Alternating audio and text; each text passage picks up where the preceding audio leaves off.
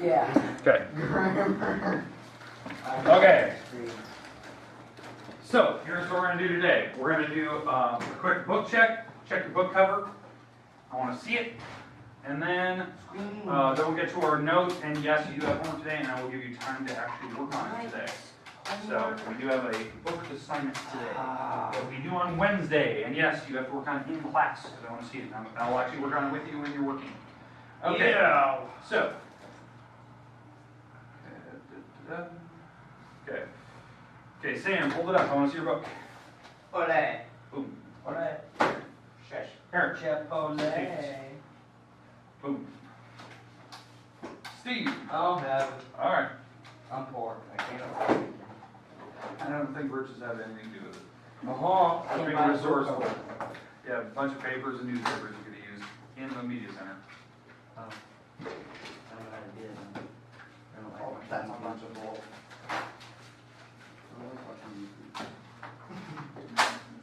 Okay, so let's get rid of all the stuff here. All right, we will have a homework assignment today. This isn't any of yours. We're taking notes, you said, right? Yep, we're gonna take a few notes, and then I'll turn you loose from the homework, and I'll actually work on it with you as you guys are working. Shouldn't take you very long. I think the longest this homework I ever took somebody was 10 minutes, so it's pretty easy. It's the first assignment of the year. I try to keep it nice and light and easy. So kind of keep that in mind. All right, book covers need to be on, so if I double check, Steve, you're gonna have to get a book cover on that anyways, no matter what. Notes, and then at some point we do need to think of a name for the fish. So I'll be sending out a Google Doc at some point, a Google form. You can submit entries what you think about naming the fish. So I'll take entries and stuff at a later time. Okay? All right. Mayweather. All right. So the section we're on, again, we're on section 1.1. We only have a couple things to cover today. We're talking about whole numbers and place value. Now, if you don't remember what we discussed Friday, we discussed the number line, the different types of numbers like natural, whole numbers, integers, rationals, irrationals. So just kind of keep that in mind. I do need somebody's picture of notes that we took on Friday because I need to post that to the website. So if somebody has some notes, I don't care if they look good or not. I do need. I have terrible handwriting. Well, as long as somebody has notes, I can put that online. Okay? Yeah, in the back by the chairs back there. You can see it. You're gonna have to like kind of sit on it because it's not bolted down. I know that's really weird. It can't fit on the wall. So, all right. But anyway, here's what we're gonna talk about today. We're gonna talk about place value. This is a topic we really haven't hit yet. I need to make sure that we know how to do it. Once we're through that, then what we're going to basically discuss is examples of homework problems. Like what would your homework ask you for?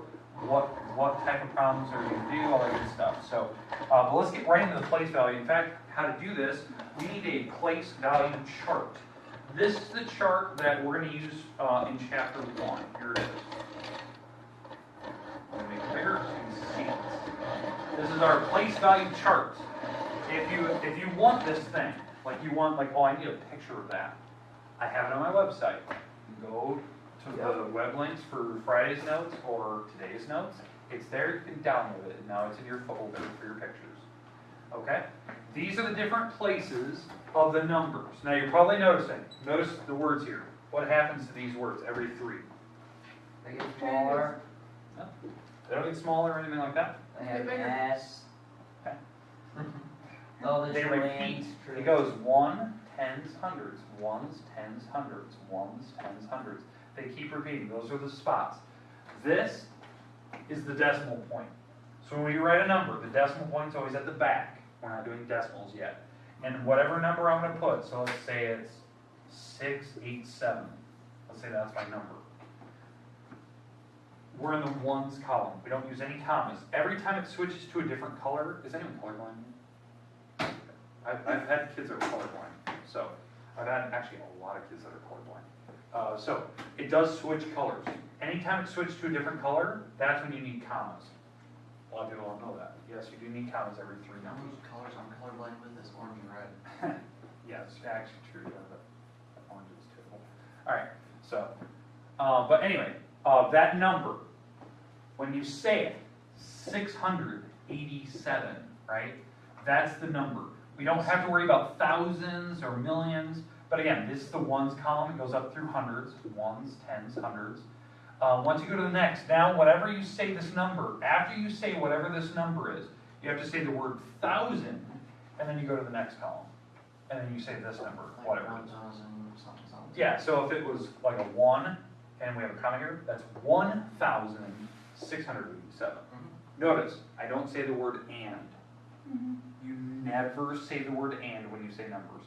The only time you ever say the word and is when you get to the end and you have a decimal, and then we keep going past the decimal. Like That's when you have to say the word. And $3. Exactly. 3 cents. Yeah, 1 and 300ths or something like that. That's something we'll get in like the later chapters. But don't say the word and. For some reason, people always try to do that. They're like, 1,687. You just said it wrong, because you said the word and in the middle of it. I know some people like do that just to like string it together so they don't have a pause when they're talking. Don't do it. So this is the numbers. So we have ones, the thousands, the millions, billions, trillions, and then we have quadrillions, and we keep going. Okay. Zillion. It's down the road. And then eventually, at some point down the road, you have a Googleplex. That is an actual number. With like, it's got like 21 numbers, and then it's there. So Google created it because they had so many searches on their site that it was over like the known number. It was like over 1 trillion searches. So they invented their own number eventually. Like 21 numbers down the road. So, all right. Questions on the actual place value?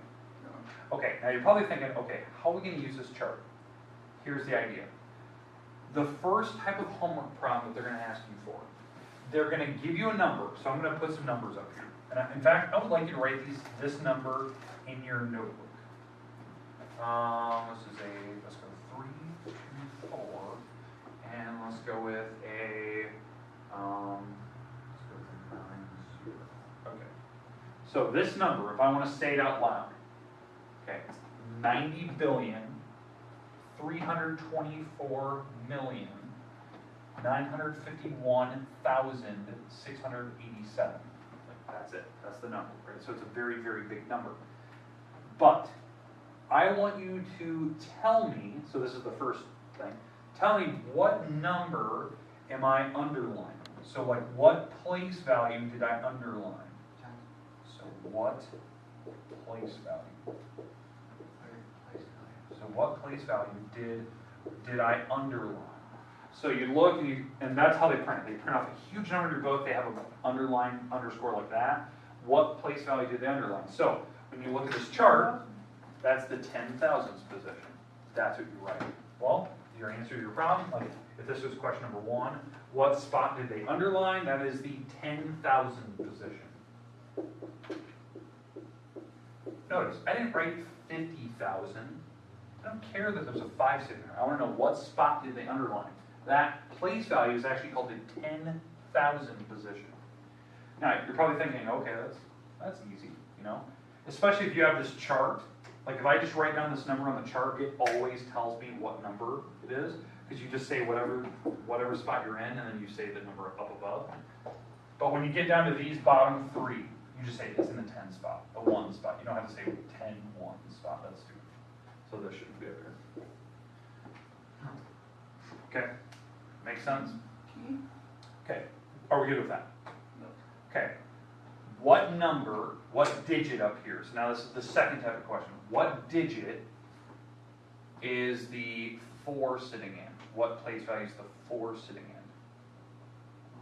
The 1 million position. The 4 sitting in the 1 million position. Okay, so that'd be the second type of question, right?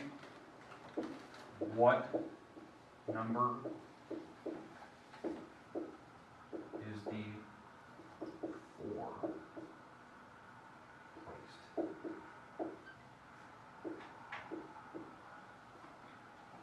What number is the 4 placed? Well, it's in the 1 millionth position, right?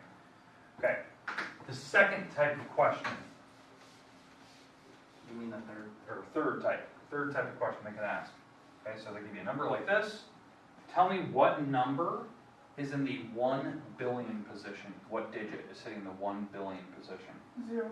0. That's what you have to do. Okay.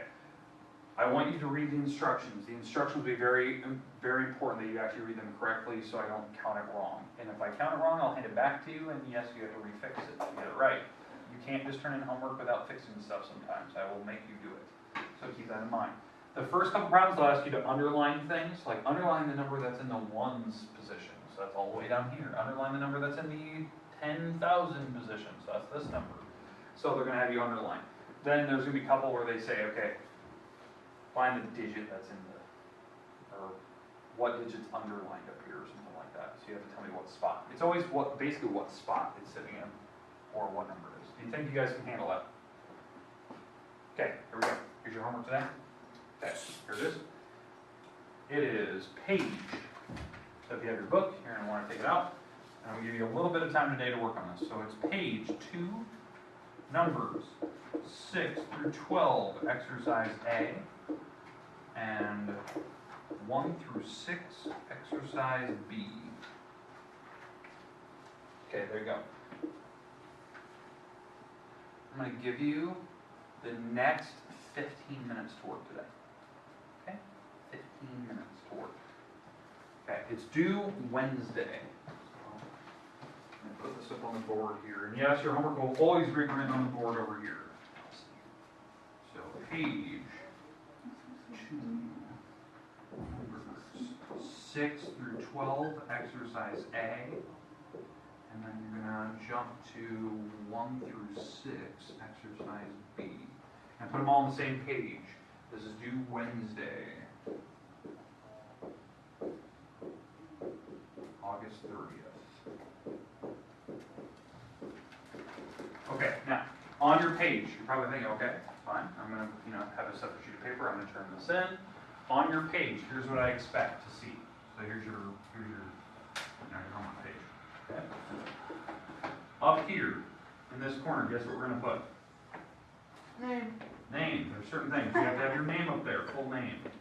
You have to have the date up there. The date is on the board. It's August 28th. You have to have the page numbers. Page and numbers of problems written up there. And you have to write what section you're in. What period is this? That's a lot of information. Yep, and you got to put it all up here. Oh, God. So, name, page number, date, and period. So you got to write period 6. And date. Date's always on the board over there. Okay, I'm going to leave this chart up there. So if you need to figure out where to put your numbers down. In fact, here's good news. They actually have the chart printed in your book. So you can actually see the first. I think they go through the thousands position, I think. I don't know if they get to millions. Do they get to millions? Oh, they actually get to millions. Well, that's nice. They So go to 100 million actually. yeah, they actually get to 100 million. It's nice. I didn't know if they went that far. This chart, I always had this chart. So, okay. So name, date, page number, period. Put that in the upper corner. These are your numbers you're working on today. Isn't it 24 or 8? 28th. It is 8/28. That's our date today. So this has to be on every single page. If you forget your name on your homework, guess where it goes? Trash. Recycling. I recycle it, and I don't tell you. And somebody will know, like, why don't I have this homework turned in? Why don't I have a scoreboard? You mean the one you didn't put your name on? Yeah, it's probably back in the recycling. Go find it. And they empty recycling every week, so you better pay attention to that. Yeah, I'm that guy, and I do it. Okay, I'll let you work. Again, you have the next 13 minutes to kind of work on this. You'll probably get it done in about 10. I don't think I've ever had a class go past that. And yes, I'm going to make the answer key, as you guys are sitting here. So I work on it with you.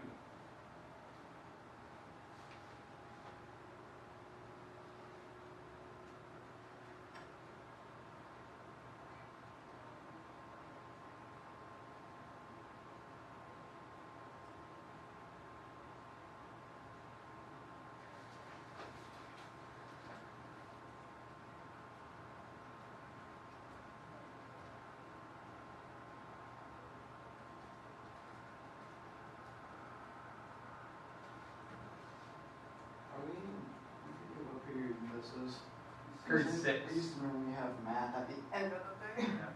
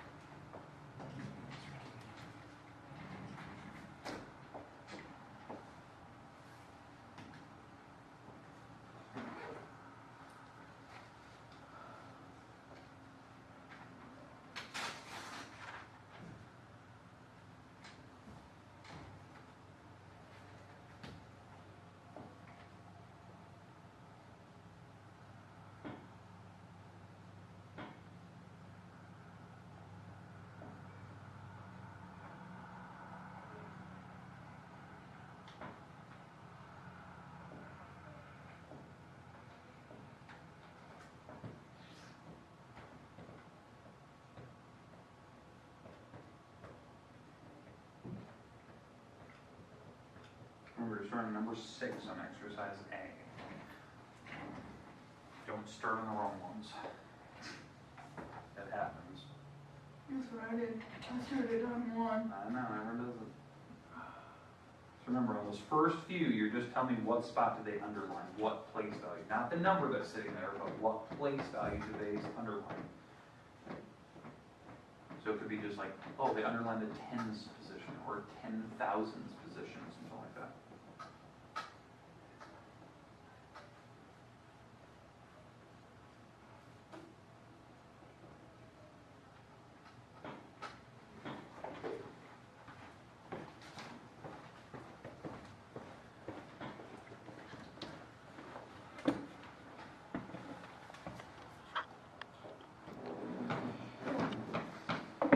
Okay, now, on the board, I have that place value chart, right? The chart we've just been discussing. Okay, here's the question. Why do we use this? Why do we have these different place values? What would be, like, thinking about, like, where you would ever need something with this many terms. Why do we have this many words for these numbers? Like, why? Why do we have a millions, a thousands, of billions placed? What would be something that we would realistically use it for? Pi. Say it again? Pi. Pi. I agree that we have place values used in pi. I agree. What else would we ever need those words for? Other than just writing out numbers that are big. To count. Count, and I agree. Here's the number one reason. Money. Money. Checks. Okay. When you write out a check, checks are kind of a dying breed anymore. This is the main reason why we have the place value chart. A lot of people don't know that. Let me walk through a check for you. Okay. The reason why I walk through a check, some people will never ever use them in their life, which you're lucky. Some people will, and I want you to be aware of certain things, especially when you start working in the job force. You need to be aware of stuff when people start paying for objects, okay? Number one, when you get a check, one of the sides, usually top or this side over here, better have a perforated edge. Has the part where they tore it out of a checkbook and you can see there was rivets where it was ripped out. If it doesn't, it's probably a fake check, so don't accept it. It usually has rivets. You'll see it. Right here, this address with name and stuff has to be printed. Don't accept a check that has blanks and the person in front of you fills out those blanks. Like where they don't have their name or their address on their check, that's a fake check. Does that make sense? Okay? I know that's like silly things like, people do that? Yeah. There's really smart scam artists. They'll take advantage of you because you're young and they know they can get away with it. Other things, up here, check numbers. Typically, check numbers are in the thousands. Most banks will never allow you to start at 1. You have to start it with a like 3-4 digit number up there, okay? It's usually some random number. If it's like the check number 1,000, there's things we're gonna look for, okay? Because usually you don't have a perfect number like that. It's usually somewhere randomly in the middle, okay? Like this check, it's number 2,670. Like that's a random number for a check, okay? Date. Well, nowadays, this is the funny thing. Nowadays, they don't put 19s in here anymore. Because what year is it? 2017. They probably should have 20 sitting there. That's another thing to check for. How old are those checks that you're trying to pass? Should they have a 19 sitting there anymore? No, because the date has to be up here. The person can write this date as however they want. It could be numbers. You know, today's date's the 28th, right? 8/28/17. They can put words up there. You know, August 28th, and then put, you know, the 17 after the 20. They can put however they want. That's their style. You actually establish how you like to write checks with your bank before you start writing checks. The reason why it prevents people from stealing them is they don't know how you write your check. It's very unique to you how you set that up with your bank. Paid to the order of. This has to be filled out. Never take a check from your parents without them writing down what it's for and who it's going to. Because they lose the check, anyone can grab the check and put their name on there. And now it's their check, and they're getting paid. So if you are going to borrow a check from your parents, and you're going to go to, let's say, you're going to go up to Casey's. Have them write it out to Casey's, so you know where you're going to spend it. Okay. Next, this blank. What do you put in here? The amount. The amount, right? The amount you're going to do. It could be any style. You actually set that up with your bank. Here's the crazy thing. You could leave that blank. A lot of people are like, what? I have to put an amount in there. No, because that is not the box that banks are supposed to check. Banks don't care what number you write there. You are actually supposed to write the correct number there. You could do it any style. You could do it like this. Maybe it's let's say it's a $14 check. You could write it $14 and whatever change you're going to put, 23 cents. You could write it like that. I know some people write their checks like this. They push this all the way to the front as far as they can. They'll put a decimal, and then they put whatever change is back here, and they put it over 100. And then they put an arrow. The reason why you do that is you can prevent somebody from stealing your check and writing in other numbers. Here's the sad news. I've definitely seen this before, and this is sad. You go to a restaurant, right? You go to a restaurant, and you're writing a check for the restaurant itself. And let's say, this is the weird part, it's usually on lower checks, it won't work on the bigger ones. Let's say the bill for, let's say you go over to Buffalo Wild Wings. I'm making that place up, they're good business. If you go over there, and let's say your bill is only $8.23. Okay, let's say that's what your check was for your food, and you left, and you ate your food and you left. Let's say you didn't give any tip to your waiter or waitress. I've definitely seen this, not at Buffalo Wild Wings, but at other restaurants in Minnesota. The waitress will do this to you. You turn in your check, and before they walk to the register, they do this. Just run an $18 check, and they take the $10 and they cash it themselves. That's scary. That's a shady thing to do. Okay? So be careful. You need to make sure that you try to push this 8 as far as you can so they can't add extra numbers in there. Make that decimal big enough so that they can't add extra numbers to the back and make it add a comma and whatnot. Okay? Right here, this is that, because I said, like, banks don't actually care about this number. It's supposed to match. They actually care about this spot, because what do you write here? Signature. What? No. Not signature. This is the part that a lot of people always forget. What do you think? The amount increasing. Yeah, it's the amount in word form. And that's the part that a lot of people forget. If it's $8.23, you better do this. 8. And then maybe put 23. Because this should match that. And if you make this big enough, the waitress can't do this to you. 18. You put that 23 up close enough. They should be able to add little things in there to make sure that they can scan you. Maybe put a decimal behind it. so they can't cheat you. Little things. I know that's stupid, like you're like, or no one's gonna do that. Yeah, they will try. Or even worse, maybe you have a really bad person and they do this.